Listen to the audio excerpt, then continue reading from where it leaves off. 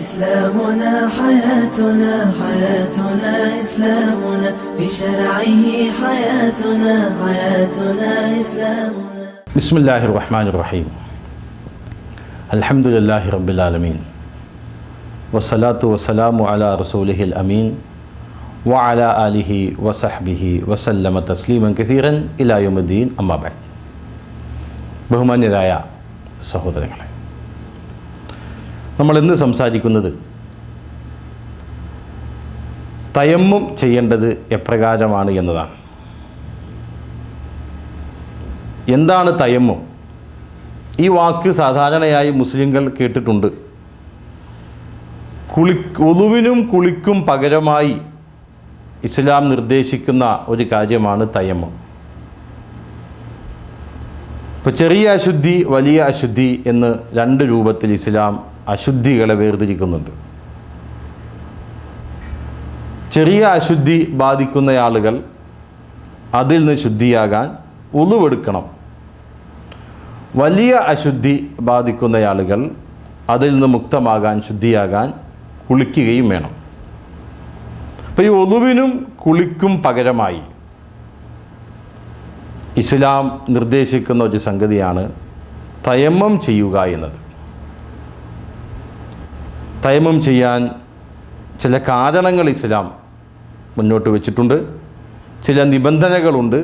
അപ്പം നിബന്ധനകൾക്ക് വിധേയമായിട്ടാണ് ആ തയമ്മം നമ്മൾ ഉപയോഗപ്പെടുത്തേണ്ടത്. എന്തിനാണ് ഇസ്ലാം തയമ്മം പറഞ്ഞത്? അതായത് ഒരു മനുഷ്യൻ, ഒരു മുസ്ലിമായ മനുഷ്യൻ, അവൻ നിത്യേന 5 നേരം നമസ്കരിക്കൽ നിർബന്ധമാണ്. നമസ്കരിക്കാത്ത ഒരു മനുഷ്യനെ സംബന്ധിച്ചിടത്തോളം അവൻ മുസ്ലിമാണ് എന്ന് അംഗീകരിക്കാൻ കഴിയില്ല.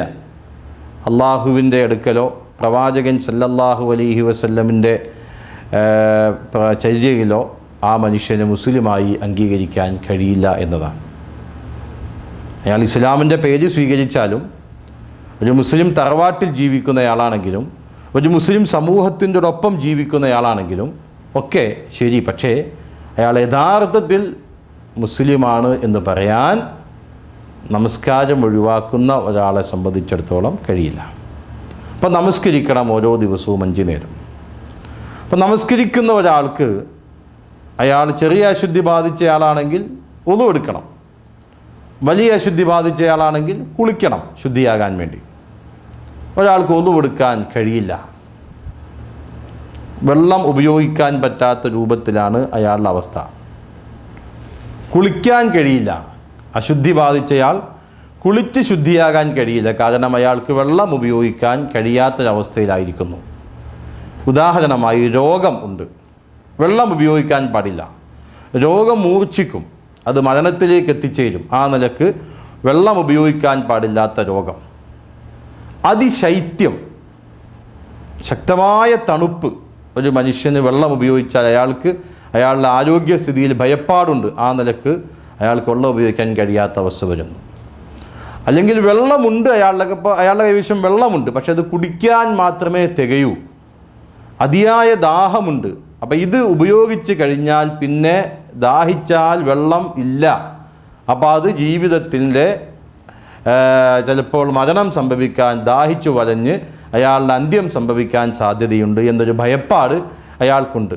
ഇങ്ങനെയുള്ള രോഗം, അതിശൈത്യം, കഠിന ദാഹത്തെക്കുറിച്ചുള്ള ഭയം, ഇങ്ങനെയുള്ള കാരണങ്ങളാൽ വെള്ളം ഉപയോഗിക്കാൻ കഴിയാത്ത അവസ്ഥയുണ്ടാവുക, അല്ലെങ്കിൽ അതിന് തടസ്സമുണ്ടാവുക, വെള്ളം ഉപയോഗിക്കാൻ കഴിയാത്ത തടസ്സങ്ങൾ വരിക എങ്കിൽ ഈ സന്ദർഭങ്ങളിൽ ഉളുവെടുക്കാനും കുളിക്കാനും സാധിക്കാതെ വരുമ്പോൾ അതിൻ്റെ പകരമായി ശുദ്ധീകരണം നടത്താൻ ഇസ്ലാം നിർദ്ദേശിച്ച ഒരു കാര്യമാകുന്നു തയമ്മം. അതിനാണ് തയമ്മം നിയമമാക്കിയത്. മനസ്സിലായോ?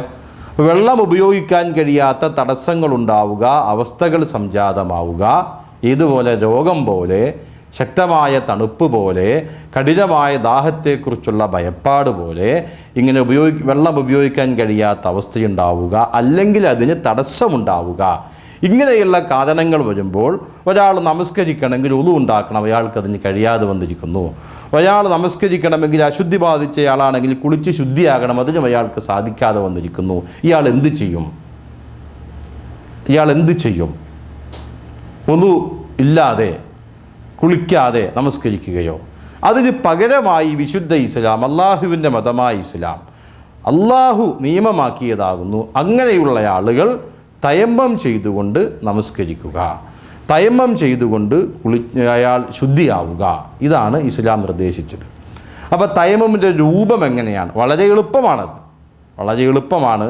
അയാൾ നിയ്യത്ത് വെക്കുക, ശുദ്ധിയാകുന്നു എന്ന നിയ്യത്ത് വേണം. കാരണം ഏത് വിഷയത്തിലും നിയ്യത്ത് അനിവാര്യമാണ്. നിയ്യത്തില്ലാതെ ഒരു കർമ്മവും സ്വീകരിക്കപ്പെടില്ല. ഇന്നമൽ അഅ്മാലു ബിന്നിയാത്ത്, തീർച്ചയായും അമലുകൾ, കർമ്മങ്ങൾ നിയ്യത്തുകളുടെ അടിസ്ഥാനത്തിലാണ് എന്ന് പ്രവാചകൻ സല്ലല്ലാഹു അലൈഹി വസല്ലം പഠിപ്പിച്ചിട്ടുണ്ട്. അപ്പോൾ ഏതൊരു പ്രവർത്തനത്തിനും നിയ്യത്ത് അനിവാര്യമാണ്, നിർബന്ധമാണ്, ഒഴിച്ചുകൂടാൻ പാടില്ലാത്തതാണ്. അപ്പോൾ അയാൾ മനസ്സിൽ കരുതുക. നിയ്യത്ത് എന്ന് പറഞ്ഞാൽ കരുതലാണ്. അത് ഖൽബിൻ്റെ, നമ്മുടെ മനസ്സിൻ്റെ പ്രവർത്തനമാണ്. അപ്പോൾ അത് കരുതുക. അശുദ്ധിയിൽ നിന്ന് ശുദ്ധിയാകുവാൻ വേണ്ടി പോകുന്നു എന്ന് കരുതി അയാളുടെ ഉള്ളം കൈകൾ, 2 കൈകൾ ശുദ്ധമായ മണ്ണിലടിക്കുക, നിലത്തടിക്കുക. ഒരടി, ഞാനതിൻ്റെ രൂപമാണ് പറയുന്നത്, തയമ്മുമിൻ്റെ രൂപമാണ് പറയുന്നത്. ഒരടി നിലത്തടിക്കുക. എന്നിട്ട് അതുകൊണ്ട് അയാളുടെ മുഖം തടവുക, നന്നായിട്ട് മുഴുവനായും തടവുക. തുടർന്ന് ഇടത് കൈ കൊണ്ട് വലത് കൈയുടെ പുറവും വലത് കൈ കൊണ്ട് ഇടത്തെ കൈയിൻ്റെ പുറവും തടവുക.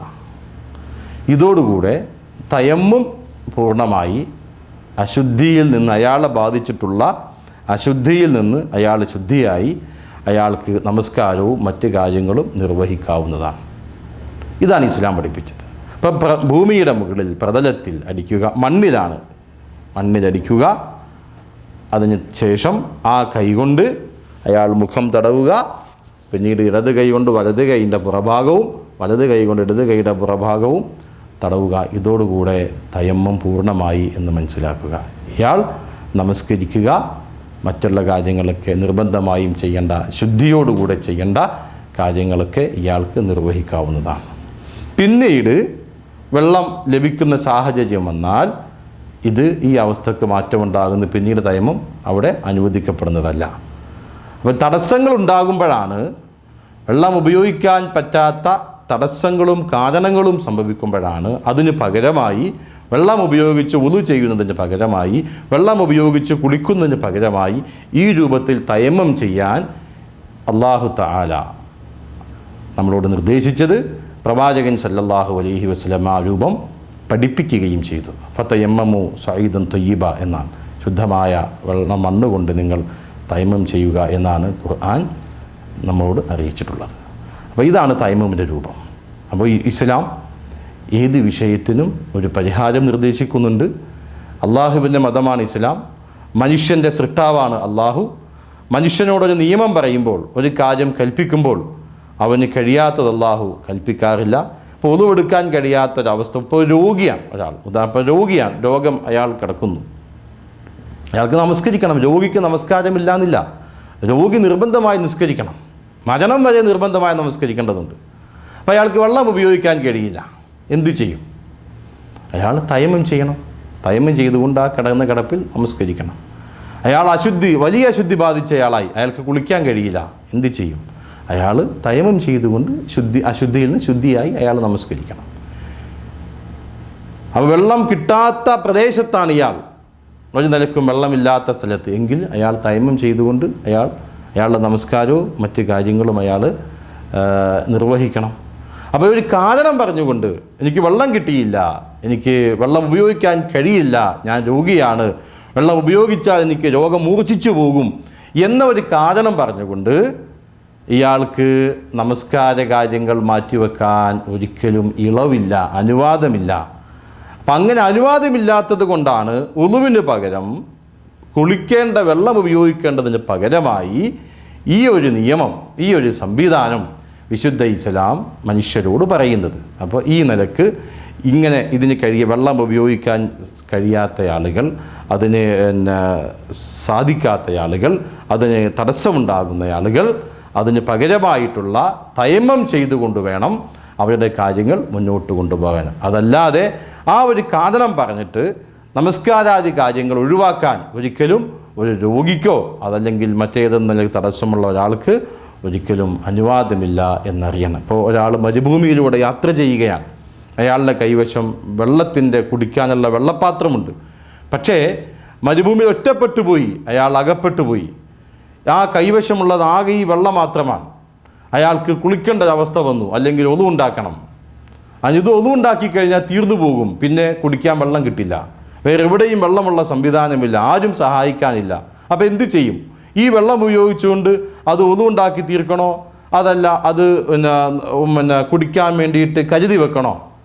അയാളത് ഭയപ്പെടുന്നുണ്ടെങ്കിൽ അത് കരുതി വെക്കാം. അയാളത് ഒളു ഉണ്ടാക്കി തീർക്കേണ്ടത്, അയാൾ കുളിച്ച് തീർക്കേണ്ടതില്ല. അയാൾ കുടിക്കാൻ വേണ്ടിയിട്ട് മാറ്റി വെക്കാം. അയാൾക്ക് തയമ്മം ചെയ്യാം. തയമ്മം ചെയ്തുകൊണ്ട് അയാളെ ബാധിച്ച അശുദ്ധിയും ശുദ്ധിയായി അയാൾ നമസ്കാരാദി കാര്യങ്ങൾ നിർവഹിക്കണം. അതല്ലാതെ എനിക്ക് വെള്ളമില്ല, ഈ വെള്ളം ഞാൻ കുടിച്ചാൽ തീർന്നു പോകും, അല്ലെങ്കിൽ ഇത് ഇങ്ങനെ ഉപയോഗിച്ചാൽ തീർന്നു പോകും, അപ്പോൾ എൻ്റെ യാത്ര മുന്നോട്ട് പോകാൻ കഴിയില്ല, ആരും സഹായിക്കാതുകൊണ്ട് നമസ്കാരം വേണ്ട, ഞാൻ അശുദ്ധി ഉള്ളയാളാണ്, അശുദ്ധിയും ശുദ്ധിയാകാൻ വേറെ നിർവാഹമൊന്നുമില്ല, അതുകൊണ്ട് നമസ്കാരം തൽക്കാലത്തേക്ക് മാറ്റി വെക്കാം എന്നാണോ? അല്ല.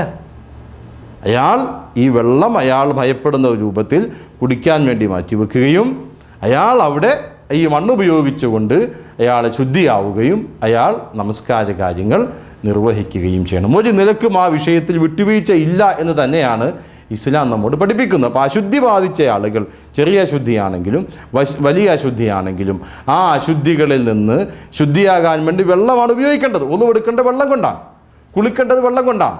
അങ്ങനെ ഒന്നുമെടുക്കാനും കുളിക്കാനും വെള്ളം ഉപയോഗിക്കാൻ കഴിയാത്തൊരവസ്ഥ വന്നു, അല്ലെങ്കിൽ തടസ്സം വന്നു, അങ്ങനെയുള്ള ഒരു മനുഷ്യന് ആ കാരണം പറഞ്ഞുകൊണ്ട് അയാളുടെ നമസ്കാരം മറ്റ് കാര്യങ്ങൾ മാറ്റിവെക്കാൻ നിയമമില്ല. മറിച്ച് അതിന് പകരമായുള്ള തയമ്മം ചെയ്തുകൊണ്ട് അയാൾ തൻ്റെ കർമ്മങ്ങൾ നിർവഹിക്കണമെന്നതാണ് ഇസ്ലാം നിർദ്ദേശിക്കുന്ന സംഗതി. ആ നിലയ്ക്ക് ഇസ്ലാം നമുക്ക് പഠിപ്പിച്ചു തരുന്ന ഈ നിയമങ്ങൾ, ഈ കാര്യങ്ങൾ മനസ്സിലാക്കി അതാതിൻ്റെ സന്ദർഭങ്ങളിൽ ഉപയോഗപ്പെടുത്തി നമ്മുടെ കാര്യങ്ങൾ മുന്നോട്ട് കൊണ്ടുപോകാൻ നമ്മൾ പരിശ്രമിക്കുക, പ്രാർത്ഥിക്കുക. അള്ളാഹു അനുഗ്രഹിക്കുമാറാകട്ടെ. വൽഹംദുലില്ലാഹി റബ്ബിൽ ആലമീൻ. അസ്സലാമു അലൈക്കും.